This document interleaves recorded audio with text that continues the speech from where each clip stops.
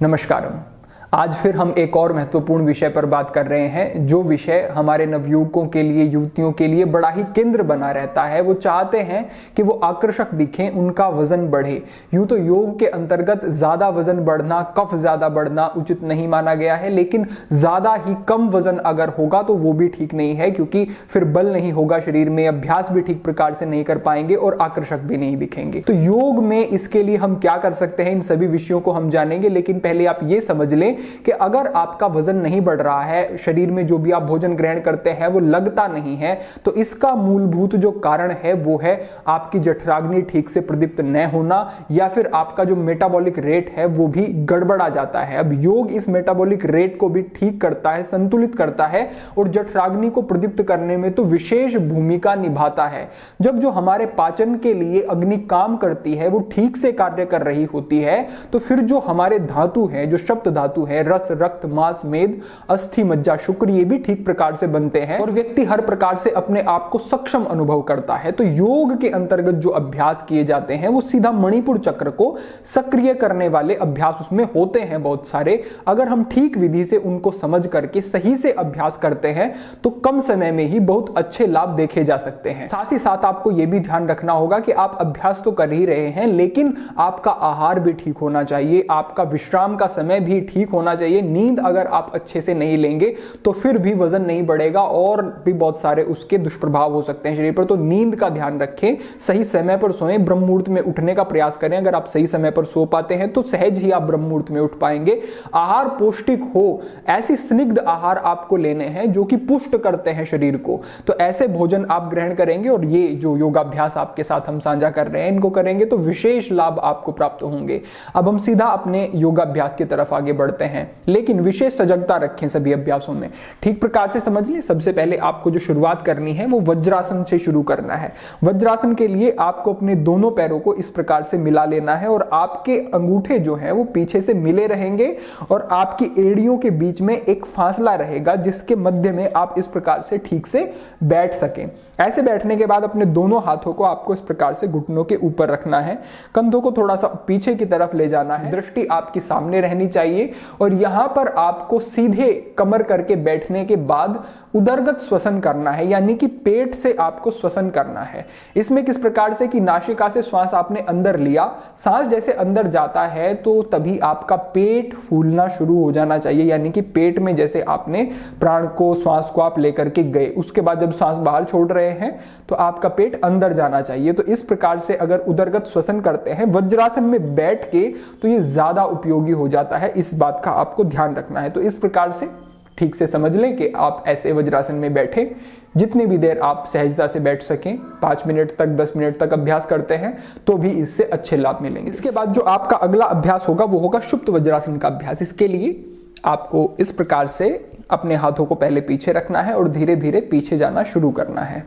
पीछे जाने के बाद अपने कोहनियों को इस प्रकार से रखें और सहजता से पीछे इस प्रकार से लेट जाना है। अब इस स्थिति में आपको अपने घुटनों को आपस में मिला करके रखना है। जैसे आप वज्रासन में बैठे थे उसी प्रकार से दोनों एड़ियों के मध्य में आपका थोड़ा सा अंतर रहेगा, बीच में आपका शरीर आराम से वहां पर जा सकता है पीछे इस प्रकार से।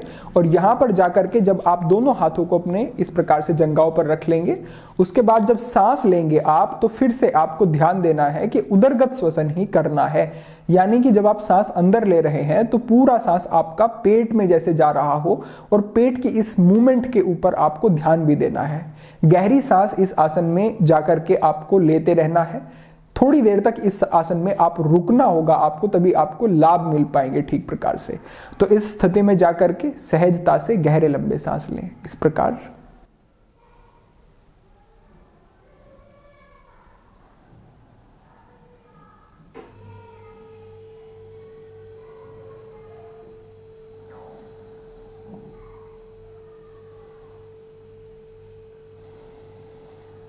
इसके बाद आपको सहजता से वापस आ जाना है और अगले अभ्यास की तरफ आगे बढ़ना है। दोनों पैरों को सामने की तरफ ले आएं और यहीं से फिर आप पीछे की तरफ लेट जाएंगे। लेटने के बाद आपको सबसे पहला अभ्यास जो करना है वो होगा पवन मुक्तासन का अभ्यास। पवन मुक्तासन के लिए दोनों घुटनों को इस प्रकार से मोड़ लेंगे और इस तरह से अपनी रिस्ट को पकड़ सकते हैं या फिर आप इस प्रकार से भी अपने पैरों को पकड़ सकते हैं। जितना पीछे ला सकते हैं उतना पीछे लाएंगे। पैर आपके पीछे की तरफ यूं खींचे हुए थोड़ा रहें। उसके बाद अपनी गर्दन को उठाना है और अपने घुटनों से स्पर्श कराना है। सांस पूरा बाहर छोड़ते हुए ऊपर जाएंगे और स्थिति में जाने के बाद सामान्य श्वास प्रश्वास एक बार देख लें।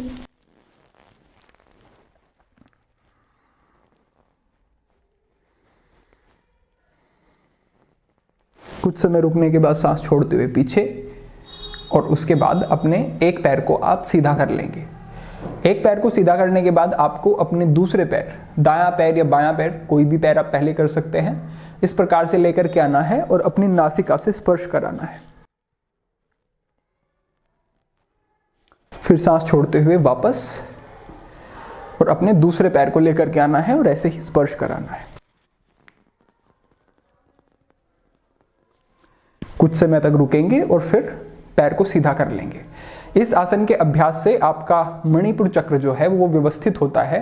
हमारे बहुत सारे बंधुओं की नाभि की समस्या होती है, जो उनकी नाभि होती है वो दाएं बाएं ऊपर नीचे अपने स्थान से हट जाती है, जिसके कारण वो जिस भी दिशा में जाती है उसके शरीर पर अलग अलग प्रभाव दिखाई देते हैं। तो इस आसन के अभ्यास से इसमें भी विशेष लाभ आपको मिलेगा और नाभि स्थिर हो जाएगी। इससे आगे बढ़ते हुए आपको कंधार आसन का अभ्यास करना है।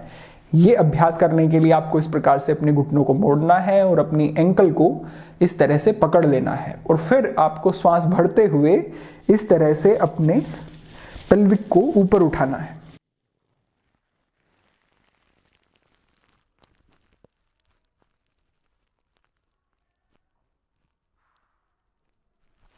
कुछ समय तक इस स्थिति में रुकना है और फिर सांस छोड़ते हुए वापस आ जाना है। ध्यान ये रखना है कि जितना ऊपर आप जा सकते हैं उतना ऊपर आप जाएं। आपकी छाती जो है वो आपकी ठुड्डी के जितना नजदीक आ जाएगी उतना अच्छा है। तो इसको स्पर्श करा लें, ये आपके लिए उपयोगी रहेगा। कुछ समय तक इस अभ्यास में रुकेंगे और गहरी सांस लेते रहेंगे। सांस लेते हुए पहले ऊपर जाना है, वहां पर जाकर गहरी सांस लेने हैं, सांस छोड़ते हुए वापस आ जाना है। इस अभ्यास के बाद आगामी अभ्यास की तरफ बढ़ते हैं और भुजंगासन का अभ्यास करना है। भुजंगासन के लिए पहले पूरा सांस भरा और इस स्थिति में गए, फिर थोड़ा और सांस भरते हुए जितना आप ले सकते हैं थोड़ा और ऊपर गए, कंधों को पीछे की तरफ खींचा और गर्दन ऊपर।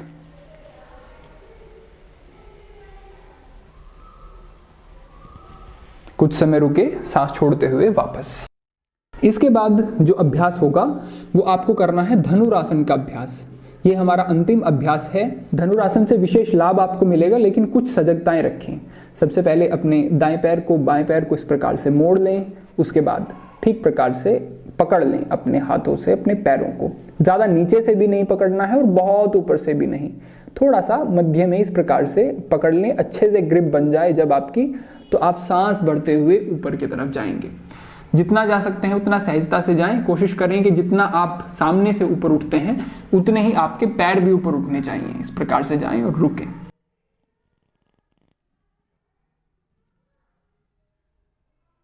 कुछ समय रुकने के बाद सांस छोड़ते हुए वापस और यहीं से आप फिर जाएंगे शशांकासन में।